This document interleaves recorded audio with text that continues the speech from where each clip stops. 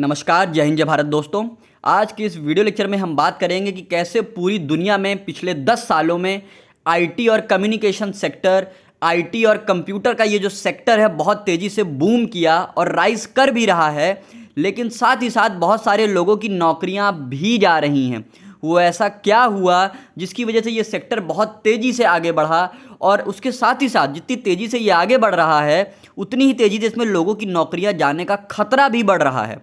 सबसे पहले समझेंगे आईटी सेक्टर है क्या। अगर हम आईटी सेक्टर की बात करते हैं तो इंफॉर्मेशन टेक्नोलॉजी वो सेक्टर है जिसमें computer science, software development, online, ये सारी चीज़ें आती हैं। यानी कि कंप्यूटर, सॉफ्टवेयर, ऑनलाइन, इंटरनेट, इसके हार्डवेयर, सॉफ्टवेयर, कम्युनिकेशन, दूरसंचार, ये सब को हम कहते हैं सूचना प्रौद्योगिकी या कंप्यूटर रिलेटेड सेक्टर, या आम बोलचाल की भाषा में आईटी सेक्टर। आपने सुना होगा बहुत सारे लड़के लड़कियां इंजीनियरिंग करते हैं कंप्यूटर साइंस से, इलेक्ट्रॉनिक्स एंड कम्युनिकेशन से, आईटी से। ये सारा ग्लोबल लेवल पे, अगर हम एक पेरेंट लेवल पे बात करें तो ये आईटी फर्म में आता है। बात अगर इंडिया की करें तो ग्लोबल लेवल पे इंडिया एक बहुत बड़ा हब है जो सबसे ज़्यादा कंप्यूटर और आईटी का आउटसोर्सिंग का काम करता है। यानी दुनिया को कंप्यूटर और इन सॉफ्टवेयर रिलेटेड सर्विसेज देता है।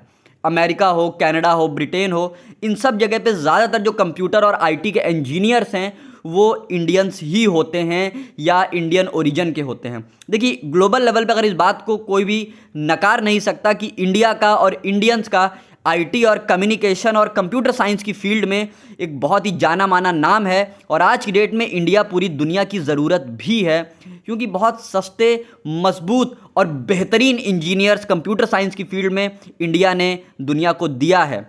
अच्छा, बात करते हैं लेऑफ्स, यानी नौकरियों से निकालना और छटनी करना। चाहे अमेज़ॉन हो या अल्फ़ाबेट हो, मेटा हो, गूगल हो, इन सब कंपनियों ने बड़े स्तर पे सन 2022 में लोगों को निकाला, और पिछले 10 सालों में कई लोगों की नौकरियां लगी भी और गई भी। अल्फ़ाबेट की अगर बात करें, यहाँ पर आप लोगों के दिमाग में आ रहा होगा कि अल्फ़ाबेट क्या है। देखिए, गूगल की ही पेरेंट कंपनी, यानी गूगल के ऊपर जो उसकी सबसे मेन कंपनी है वो अल्फ़ाबेट है। अभी हाल ही में गूगल के सीईओ सुंदर पिचाई ने माफ़ी भी मांगी थी कि जिन लोगों की नौकरियां गूगल से गईं उनके लिए मैं क्षमा प्रार्थी हूँ और मुझे दुख है, लेकिन हमें लोगों को निकालना पड़ा। मेटा, फेसबुक की जो पेरेंट कंपनी है मेटा, उसने भी कई लोगों को निकाला। अगर हम बात करें तो अमेज़ॉन और कई सारी ऐसी कंपनियां जो ऑनलाइन या आईटी से रिलेटेड सेक्टर में काम कर रही थी, उन्होंने लोगों को निकाला। कोविड-19 का सबसे बड़ा कारण था।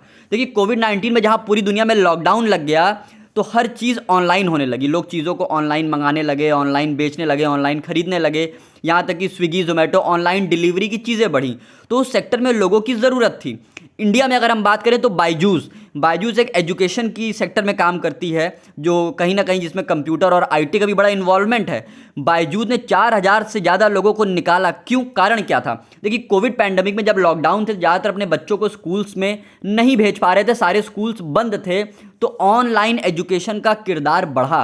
तो वहाँ पे उनको ज़रूरत थी टीचर्स की, लोगों की, कंप्यूटर एक्सपर्ट्स की, ऑनलाइन पढ़ाने वाले टीचर्स की, तो उन्होंने लोगों को पहले रखा। लेकिन जब कोविड ख़त्म हो गया, न सिर्फ इंडिया में बल्कि पूरी दुनिया में, तो वो एक्सेस लोग, वो जो ज़्यादा लोग उन्होंने रख लिए थे कोविड पीरियड में, वो उनको अब भारी पड़ने लगे थे। अच्छा, एक और कारण था। देखिए, आईटी और कम्युनिकेशन में दिन ब दिन नई टेक्नोलॉजी आती है, नए इंजीनियर्स आ रहे हैं, नए इनोवेटिव आइडियाज़ आ रहे हैं, नए स्टार्टअप्स आ रहे हैं जिनसे उनको चैलेंज भी मिलता है और बेटर अपॉर्चुनिटी भी मिलती है। तो ये भी एक कारण था लोगों की नौकरियों के जाने का।